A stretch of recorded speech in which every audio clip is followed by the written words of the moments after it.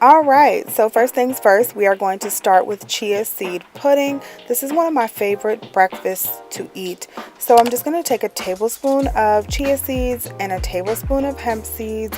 And honestly, you guys, that is plenty. This meal is so filling. We're going to take some strawberries and blueberries, probably about a quarter cup of blueberries and 2 strawberries. I just honestly eyeball it and take like a handful and I add it to the bowl. And chia seed pudding has become one of my favorite breakfasts for the morning time. It's just so good, and it's keto friendly as well, as long as you eat the toppings in moderation, I'll say. And if you guys like videos like this, please don't forget to subscribe to our channel. We would love to have you join the family and leave us some video requests down below. Hopefully you guys are enjoying Vlogmas. We're enjoying it so much. So thank you so much for your support. I just wanted to throw that in there. Here I'm just adding a few chocolate chips, and then I'm adding the silk almond milk. So honestly, I just eyeball it and I cover. As you can see, I cover the chia seeds and I stir it all up, pop it in the refrigerator, and it's ready in about 15 minutes, but I usually let it sit in the fridge overnight.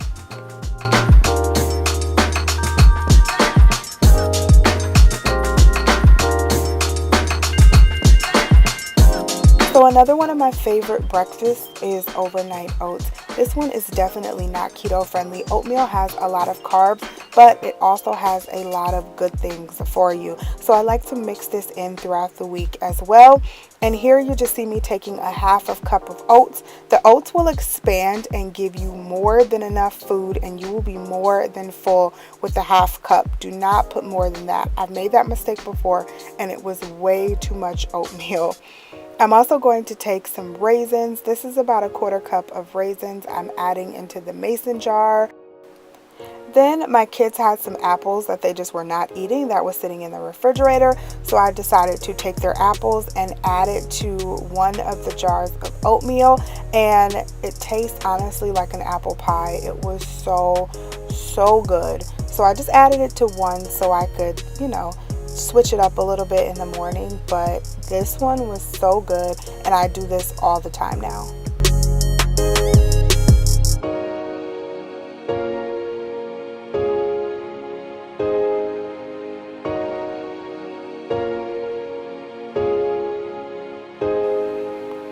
Adding some ground cinnamon and also light brown sugar just gives it a little more flavor as well. The cinnamon it just makes it so good, and then the brown sugar adds a little bit of sweetness, so I don't even put a tablespoon in there, probably like a half a tablespoon.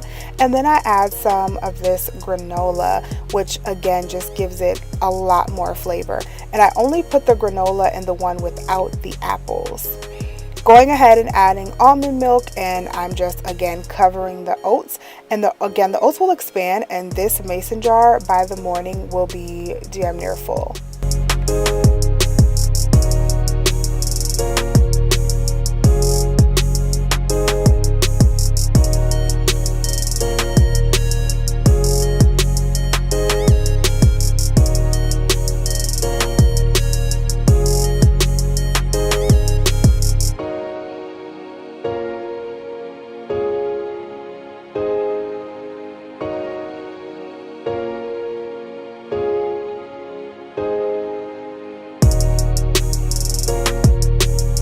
So here I'm going to make my waters for the week. I believe I showed you guys this before, but I'll show you again in this video if you did not watch the other one.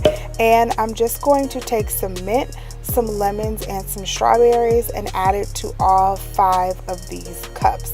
Now, I do also do other variations of this. I'll do lemon and cucumber, I'll do watermelon, I'll do basil. I mean, you can do all types of variation of the flavored water, but my favorite is the mint, the lemon, and the strawberry. So for this week, I did all 5 of those. And I've gotten a few questions on how I do that throughout the day. So basically, I just keep filling the jar up with water and I leave the fruit inside. I don't dump it out every time and make a new water. I just continuously fill it up and the fruit lasts me all day, and you can still taste the fruit at the end of the day.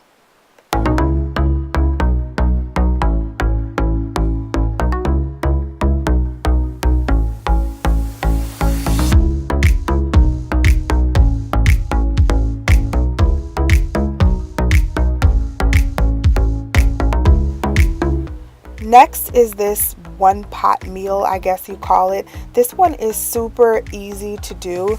You just add some chicken. I like to use the little, I guess you call them like chicken fingers. And then I'm adding some seasoning, so some garlic and some onion powder and also some black pepper. And I'm adding that to the foil. And then on top of it, I'm just going to add some wild rice. I let the rice sit in a bowl with water for about 5 minutes just to get a little soft, and then I'm just going to sit it right on top along with some broccoli that I also let sit in the bowl just to get soft. I just let it sit in some water off to the side, and then I'm just going to wrap it up, pop it in the oven at 375 for about 25 minutes. Voila, this is what you get. So good. So moving on to the next meal, this is actually another one pot chicken meal, and I'm just going to use these seasonings: garlic powder, Himalayan pink salt, black pepper, and then onion powder. And I'm going to add some chicken breast. That's what you call those, not chicken fingers, chicken breast. I'm going to add some chicken breast to this Instant Pot, and this is an Instant Pot meal. It's super simple, super easy to do. So I'm going to add these right into the Instant Pot after I season it, along with some cream cheese. And I didn't measure it, I just kind of eyeballed it and put a little bit of cream cheese in there. And then I'm also going to use this Campbell's slow cooker buffalo chicken mix. These are so nice. They have so many different flavors and they're so good for crock pot meals. So I'm just going to add that into the pressure cooker bowl. I'm adding some Parmesan cheese here, again not measuring, just taking a handful of that, and then also a handful of cheddar cheese on top of the chicken. And this is how it looks when it's cooked. I put it in the pressure cooker for about 20 minutes and that's how it looked. It was so tasty. The last meal that I have is our cauliflower fried rice. I'm doing quotation marks, like air quotation marks here. And so I'm going to make shrimp fried cauliflower rice. I guess that's what you'd call it. And I'm just adding some shrimp into my pan there. And I just had some olive oil at the bottom. And I'm going to season the shrimp with the same thing I've been seasoning everything with: Himalayan pink salt, garlic powder, and onion powder. And it just gives the shrimp a really good taste. Y'all know we're some seafood lovers over here. So I'm going to let that shrimp cook. I'm going to add in some butter and just let the shrimp cook just to be almost done, because you don't want to cook the cauliflower for too long. So you want to make sure the shrimp is close to being complete. I get the frozen bag of cauliflower rice from my local drugstore, and I'm just going to I'm going to actually use most of that, not all of it, maybe 3/4 of the bag. I'm going to pour that into my pan, and it does like shrink down, so it's not going to be that much. Oh, it looks like actually I used all the bag. I thought I only used 3/4, but I used all the bag of the cauliflower rice, and this makes 2 meals. So I'm just gonna go ahead, stir it around, and let the rice, well, the cauliflower, get brown. And then I'm gonna add some soy sauce in there. There it is right there. So good, you guys. This tasted just like shrimp fried rice. It tasted like I went to the Chinese restaurant at the corner of my house and ordered some shrimp fried rice, to be quite honest. This was so good, and it was cauliflower. It was vegetables. Like, I can't believe it.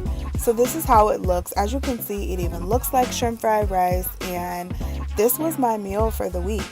So as you can see, I bagged up some grapes and some strawberries to take with me. There's my chicken and rice. There's my shrimp fried cauliflower rice, And there is my buffalo chicken. And then I just have my chia seed pudding, my overnight oats, and also my pretty water ready to go for the week. And this is what I do. These are my most common meals that I just love making. And yeah, that's it. Don't forget to subscribe. I hope you guys enjoyed this video and it was helpful for you. And I'll see you in the next one.